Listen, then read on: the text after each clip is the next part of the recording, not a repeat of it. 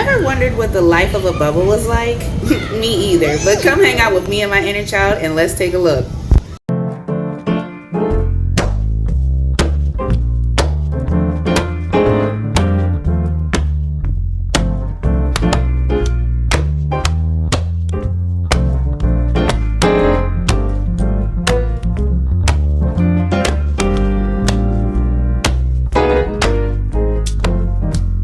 Today we find ourselves in DC again. This is actually the same location that held the Monet experience. If you haven't seen that video, definitely check it out after this one. Today is about exploration and allowing my inner child the ability to unapologetically roam free and discover. Inviting and allowing your inner child to come out and play, I feel, is imperative to a well-balanced and well-rounded adult life experience.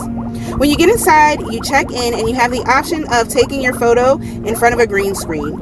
The camera battery was dying and memory card was full, so they asked those interested in photos to come back at the end. Tip: I don't encourage those with small children to wait until the end for their photos, because as one parent pointed out, they know their child is going to throw a fit, cry, and be hard to manage once they realize the immersive experience has come to an end. Thank me later. Speaking of kids, this is an amazing experience for children, and I highly encourage you to take them to enjoy themselves, explore with their senses, and consider facts about something seemingly nonsensical. Bubbles! Anywho, as you can see, I went down what they call the hall or tunnel of colors. It was so beautiful, and they had bubble sounds throughout the venue, so I put bubble sounds in here for y'all. You turn the corner, and they have a hallway with walls lined with bubble wallpaper to make it seem as if you're underwater. This is the first type of bubble you'll encounter: underwater air bubbles. This room, the first room, was my favorite because it really gave you a small sense of being underwater. The floor had an interactive VR type thing playing where the sea animals kind of react to you and where you stepped. It was so cool seeing marine life under your feet like that. This room, again, was one of my top favorite rooms. Next, we're going to find ourselves in a bubble pit of what seemingly looks like bubblegum bubbles. When I say I enjoyed that room, I truly did. There were kids throwing balloons at you and hiding in balloons to try to scare you. There were people playing dodgeball in there. It was a really fun little room to play in. I'm all smiles and I'm having fun with a few children in the pit. This experience is great to help children with social skills, by the way. There are little quotes and fun facts about bubbles along the walls. I did not get a photo of all of them, just a few for the video, but there were a lot. I never knew so many people had quotes and profound things to say regarding bubbles, but then again, I never thought this much about bubbles until I came in here, so how would I know? Next was a room with a sphere in it. No, it didn't do anything if you touched it. It just changed different colors and circular images that I guess represent bubbles. Before I talk about this next room, the sphere actually reminded me of this kaleidoscope toy that my grandmother gave me one Easter. I totally love that thing, so it did trigger a childhood memory for me. Now, the next room made me a bit jealous because it caused me to realize that I'm antisocial at times and I couldn't make the most of that room. It was the photo op room. They had little rooms like the rubber ducky room where there's a bath literally full of rubber duckies. I really wanted a picture on that swing though. Next time, I'm either going to have a tripod or someone there to take pictures with me.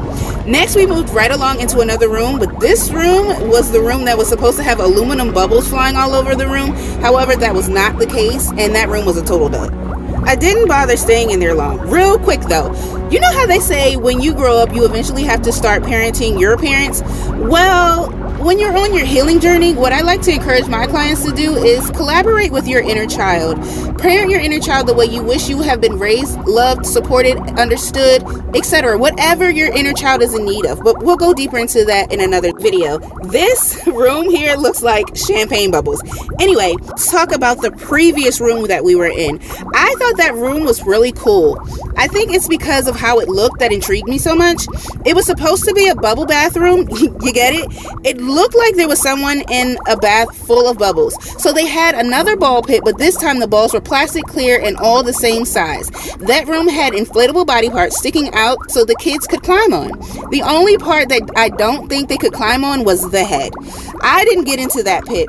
I let my conscience get the best of me and was like, it's gonna look weird for a grown woman who is by herself to be in there with a bunch of kids. But that thought did not cross my mind when I was in the pink bubblegum room. Now we're gonna talk about this room. I think I'm gonna dub this room as my favorite room. I mean, just look at it. It looks so cool, but you really have to be careful in there. Not only can you get caught up in the string of lights, even though they ask you not to touch them, but you can also run into the mirrored walls if you're not paying attention.